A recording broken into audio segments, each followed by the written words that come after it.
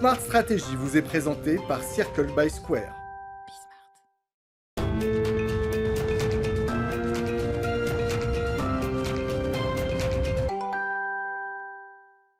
C'est parti les amis, bienvenue pour un nouveau numéro de Smart Strategy avec Augustin van Rijkenvorsel.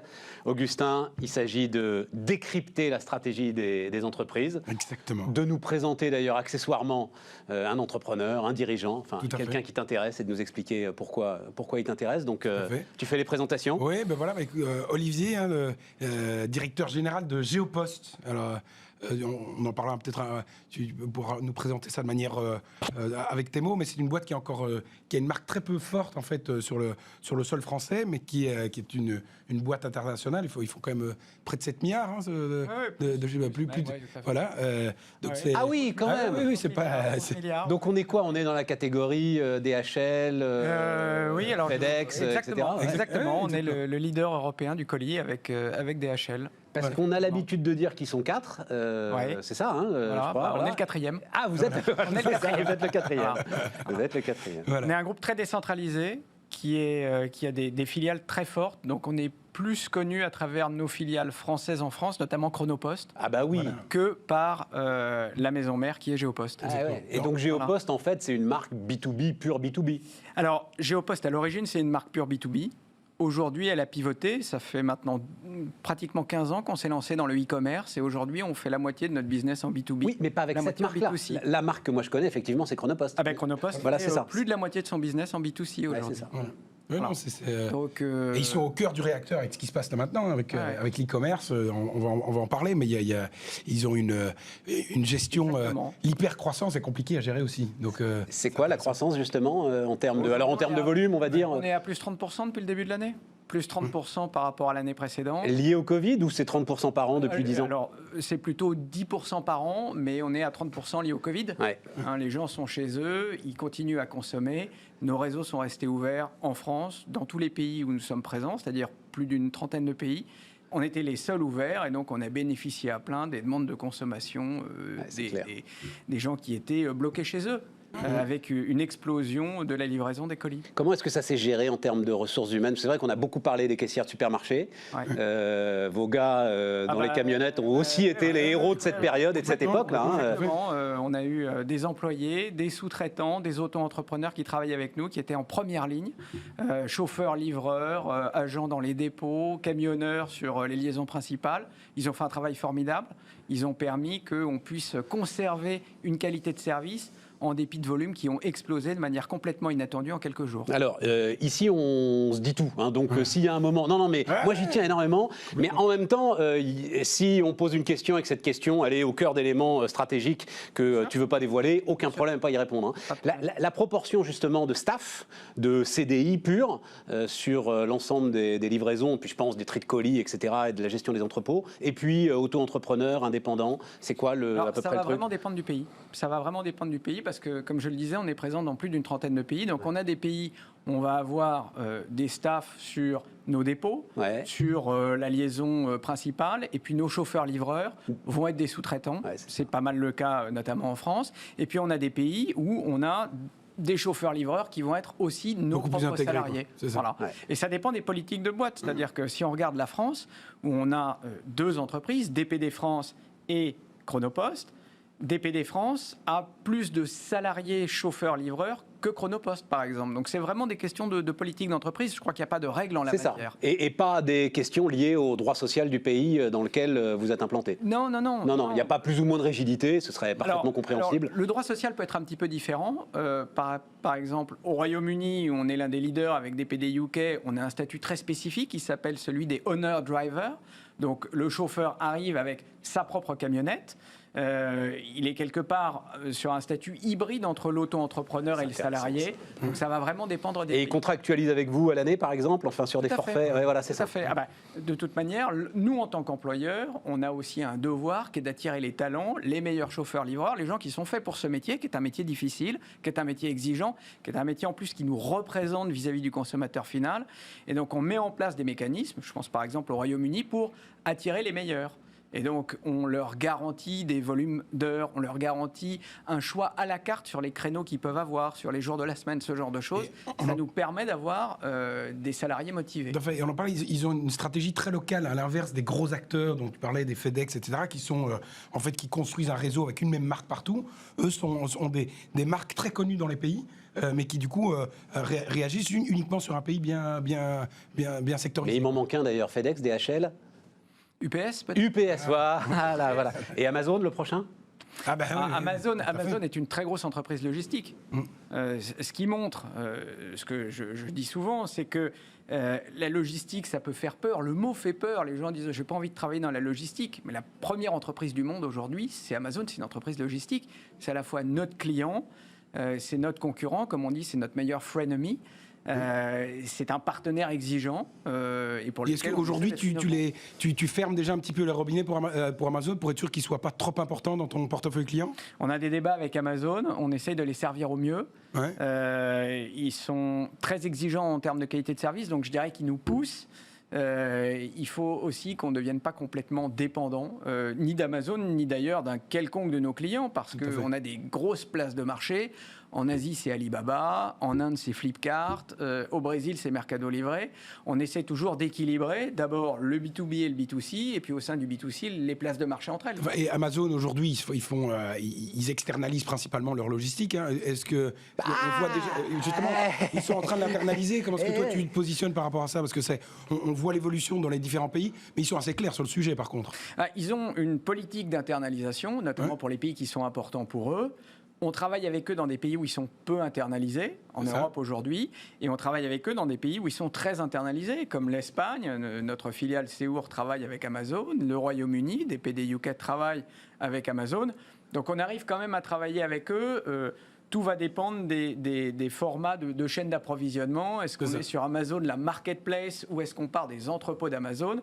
On a plusieurs types de solutions. Donc on continuera toujours à travailler avec eux et on restera toujours, je l'espère, dans cette relation client-fournisseur. Et tu as l'impression qu'eux, ils ont la volonté d'internaliser petit à petit au maximum l'ensemble de leur logistique et qu'à un moment on va voir des gars Amazon débouler chez nous, ou tu penses que non, ils iront pas si loin que ça, que ce serait... Ils ont déjà internalisé une partie de la logistique. L'internalisation de la logistique, elle commence par l'internalisation de leur centre. Je suis d'accord, mais je pense au dernier kilomètre en fait, qui est le vrai... Stéphane, on en parlait, hein, ils ont investi il n'y a pas longtemps dans une boîte de véhicules autonomes, hein, de manière assez importante. Donc, mais on a un peu de marge avant de voir les véhicules autonomes débarquer chez nous quand même. Oui, je suis d'accord avec toi, mais ça montre quand même le move.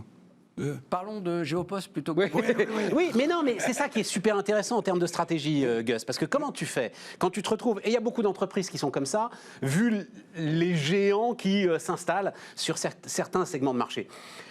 Comment tu fais quand ton premier client risque de devenir ton premier concurrent? Oui, tout à fait, oui, complètement. Mais c'est une question que je te pose.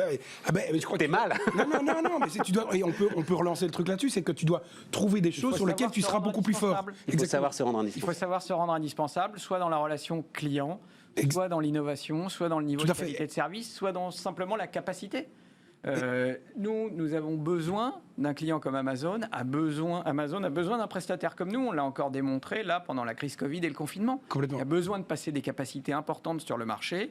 Il faut avoir des acteurs comme Géopost. Qu'est-ce qui fait la force de Géopost? Voilà, c'est ça. Ce qui fait la force de Géopost, ce sont ces hommes et ces femmes, c'est-à-dire le management décentralisé que nous avons. Tout le monde va me répondre ça. Qu'est-ce qui fait la force de Schneider Electric, ces hommes et ces femmes? Non, parce que ce qui fait notre différence, c'est ce qu'on disait, c'est qu'on est un groupe excessivement décentralisé, avec à chaque fois une filiale qui a à sa tête un auto-entrepreneur. Ça, c'est très différent des gros acteurs. Et nous avons... Et ça, c'est différent des gros acteurs, vraiment? Parce que Gus le dit, c'est différent des gros acteurs. Nos patrons en Espagne sont des Espagnols qui ont grandi avec leur entreprise. C'est la même chose en Italie, c'est la même chose en Russie ou au Brésil. Et c'est ça qui fait la différence avec nos concurrents, qui sont gérés de manière beaucoup plus centralisée, avec des process qui sont définis au siège, des managers qui sont des dirigeants qui tournent.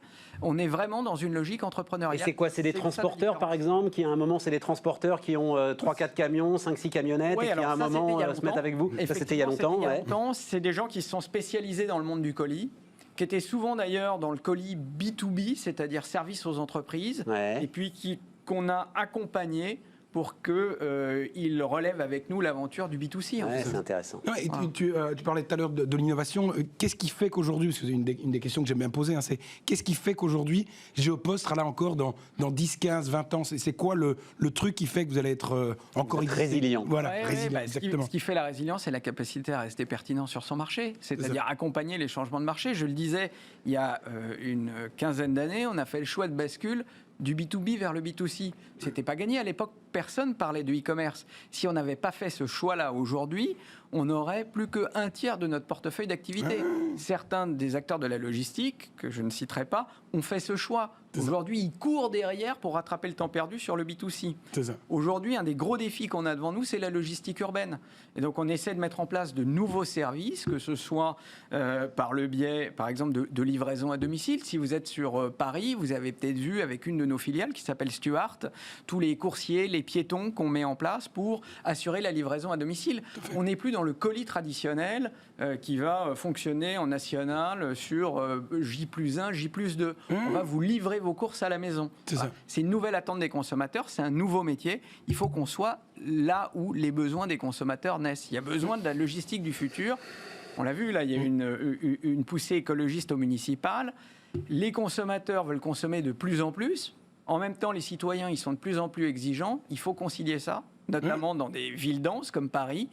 Il faut réinventer complètement la logistique. On a mis en place et là, Laurent, des consignes à la RATP, par exemple. Là, vous nous avez aidé, vous avez travaillé avec la RATP. C'est amusant. C'est nous qui avons gagné ce marché. On est en train de mettre en place des consignes. On va essayer de mettre en place des services de conciergerie autour de ces consignes. Et ce truc à la RATP, c'est un réseau postal au sein de la RATP. Donc notre ambition, c'est vraiment de trouver des services innovants qui vont faciliter la vie du consommateur de demain. Le consommateur de demain, il n'a rien à voir avec celui d'avant l'ère du smartphone. Et donc la logistique qui va avec ça. Aujourd'hui, les gens, ils consomment sur leur smartphone, ils se déplacent à vélo. Ça n'a rien à voir avec il y a 20 ans. Non, Laurent, beaucoup de respect, mais pas les gens se déplacent à vélo. Non.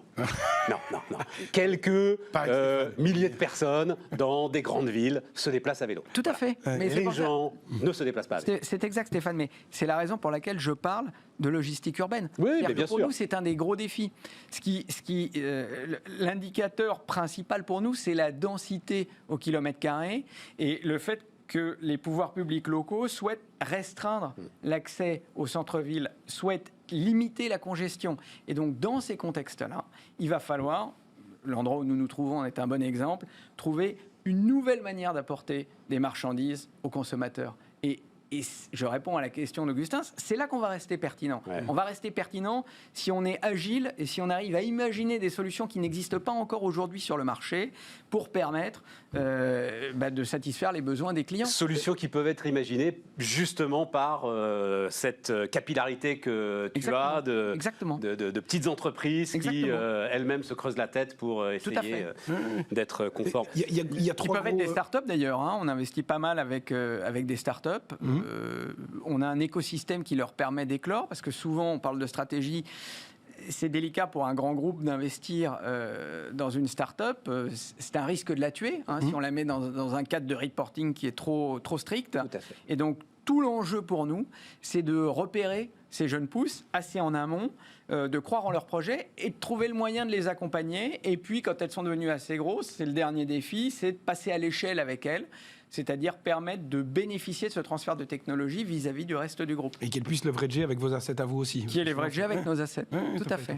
Voilà. 3 infos, Gus, rapidement, parce que c'est passionnant de discuter avec Laurent, puis c'est vrai qu'on est au cœur de ce qui se passe, donc allons-y vite.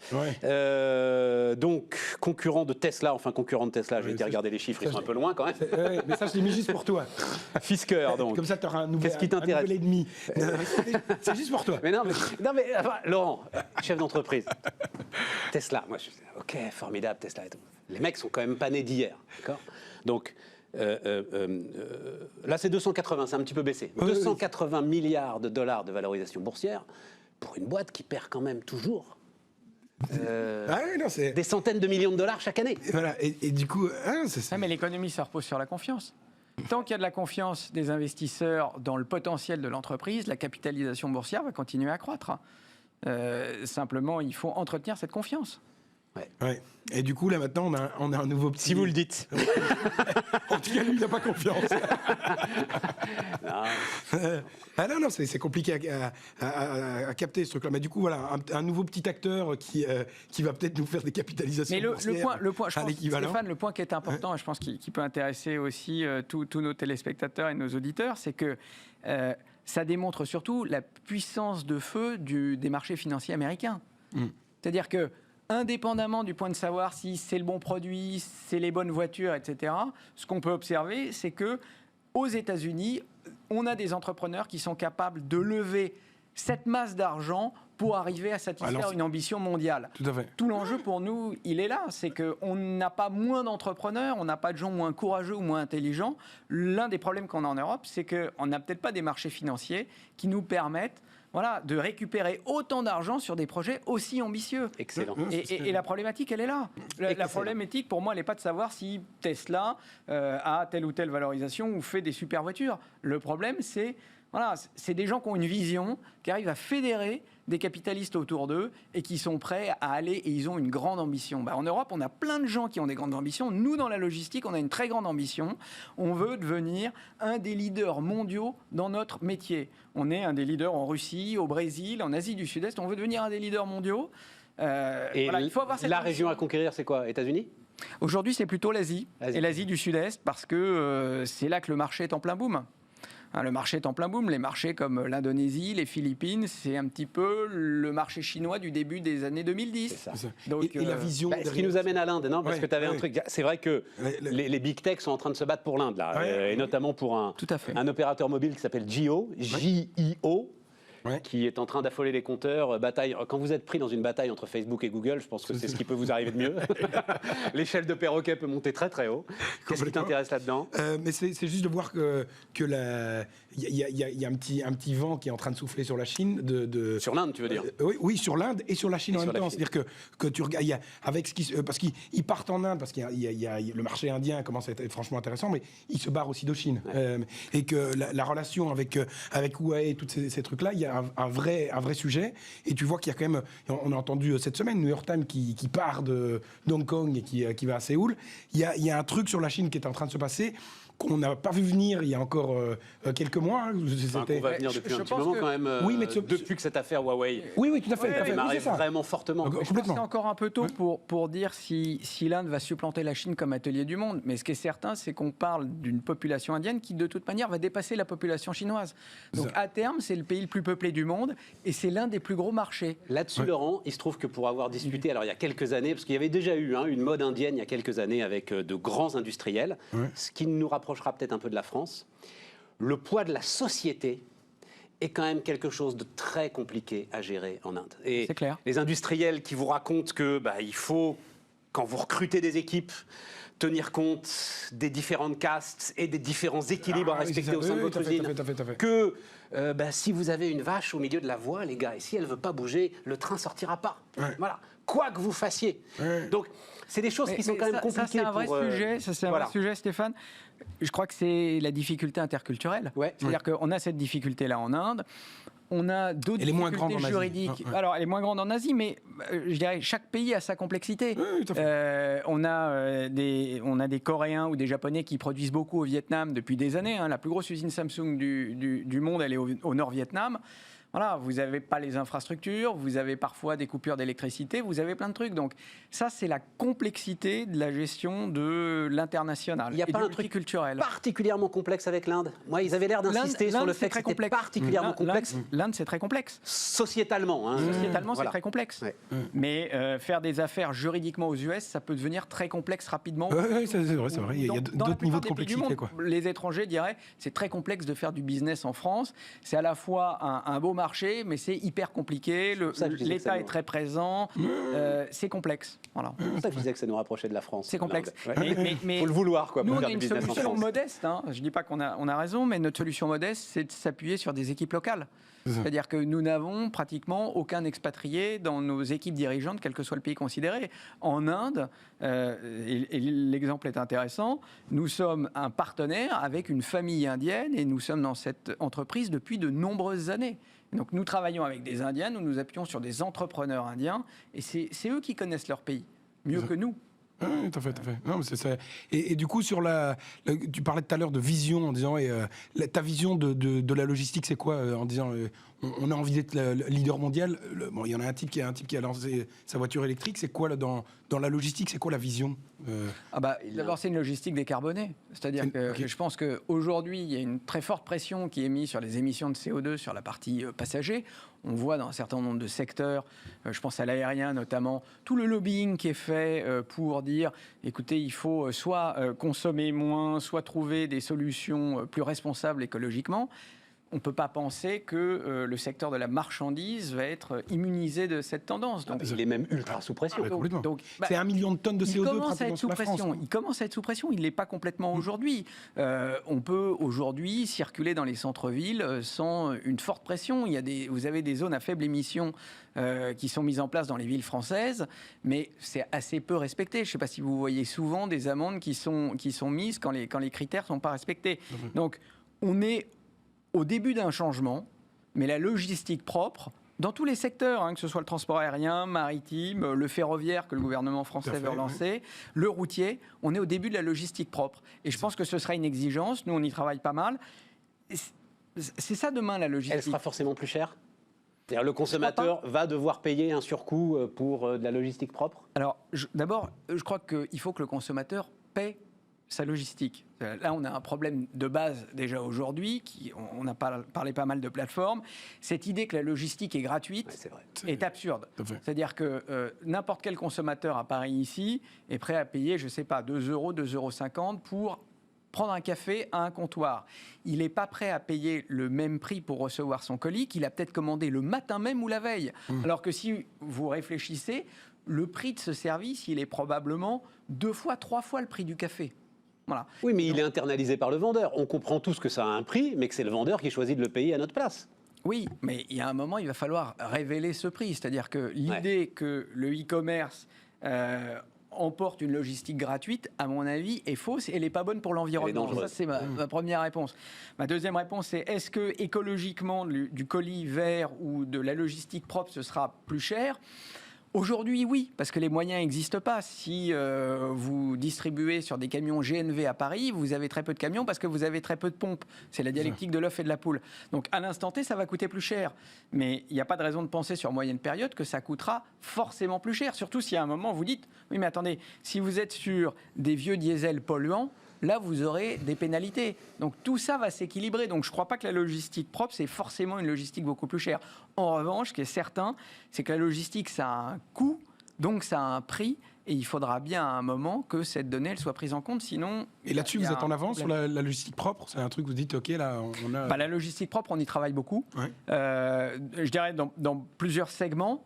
D'abord, notre cœur de métier qui est la logistique du colis. Si vous avez vu sur Paris Intramuros, par exemple, Chronopost, notre filiale, est 100% en électrique. Sur Paris et la Petite Couronne depuis maintenant l'automne dernier. Toutes les voitures de livraison, toutes les camionnettes. Toutes les camionnettes de livraison sont électriques, tout à fait. DPD France, qui est notre autre filiale de colis, est en train de basculer. Et puis, à côté de ça, nous avons plein d'initiatives. Je le disais, notre coursier Stuart, sa première flotte à Paris sont des piétons. Pour le compte des acteurs de la grande distribution, Monoprix, Franprix. Ils vous apportent vos courses à domicile. On a substitué à des des navettes diesel, du piéton ou du vélo cargo. Et on est en train aujourd'hui d'augmenter les équipements vélo cargo. Donc, notre ambition, c'est vraiment une logistique propre. On est aussi partie prenante de pas mal de projets. C'est partie de ces startups que vous avez rachetées d'ailleurs. Tout à fait, en 2017.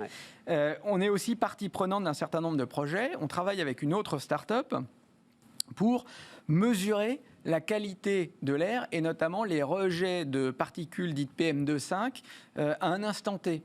On a énormément de véhicules qui circulent dans une zone donnée. Si on regarde Paris, je pense qu'on a plus de 5000 véhicules qui circulent chaque jour à Paris. On est donc en mesure de capter dans tous les points de l'agglomération la qualité de l'air. On est aujourd'hui en pilote dans des villes comme Lisbonne, comme Madrid, comme Paris, pour capter ces données et les remettre à disposition de la municipalité. Voilà, Laurent, parce qu'il nous reste 2 minutes et moi je tenais à dire ça. Vous entendez à droite et à gauche partout, et l'a entendu pendant le Covid, ah oui, mais le e-commerce, l'ensemble des rotations des véhicules, ça nous pollue, ça pollue les villes, ça asphyxie les villes. c'est tout le contraire. C'est-à-dire, tout ce que tu nous expliques, Ouais. c'est qu'il faut bel et bien confier cet enjeu-là super important à des professionnels. Et que moi, quand je vais prendre ma voiture pour aller chercher et faire un aller-retour, aller faire une course, alors que tu peux me l'apporter toi dans des conditions bien plus écologiquement saines, il faut au contraire Exactement ça. encourager Exactement les ça. industriels et les C'est professionnels. exactement ça. C'est Et même l'économie aller de plus loin. l'immobilité dont on appelle ça. Tout à C'est-à-dire fait. qu'en fait, on va travailler avec le Tout à fait. consommateur pour qu'il soit immobile. Bien et sûr. Et il consommera beaucoup Et moins ça de va CO2. même plus Mais loin. en externalisant le truc, Tout à fait. en fait, ce sera bien plus efficace. Ça va même plus loin parce que on peut même rendre ces lettres de noblesse au commerce local. Si je prends un acteur comme Fnac, par exemple, sur Paris Intramuros, on a un contrat avec lui, on fait ce qu'on appelle du départ magasin. Donc on fait du départ magasin en coursier. Toi, tu commandes sur Internet ton livre, et en fait, au lieu de venir d'un entrepôt centralisé, nous allons, avec un distributeur comme Fnac, trouver le magasin le plus proche, envoyer un coursier et te livrer en 2 heures. Ça, alors, Donc je on savais fait pas à la ça, dis fois un truc très rapide, et en même temps, on redore le commerce de centre-ville et on améliore la rotation du stock pour des commerçants de centre-ville. On leur rend des armes par rapport aux e-commerçants. Donc, Ah ouais, non, il y a des on belles fait, lettres on fait de noblesse à on fait récupérer, là. du développement durable à plusieurs égards, pas C'est ça. que écologique. Magnifique, tout ça. Eh ben, tout ça a été formidable. Ben voilà, mais écoute, On vous remercie arrive, infiniment Voilà, mais Merci, merci beaucoup. Merci d'être venu. Ben, merci à vous. pour cette demi-heure passée donc avec Géopost. Et puis on se retrouve la semaine prochaine. Ouais, on en fait encore une hein, avant, avant de marquer une pause d'été. On se retrouve Exactement. la semaine prochaine pour Smart Stratégie.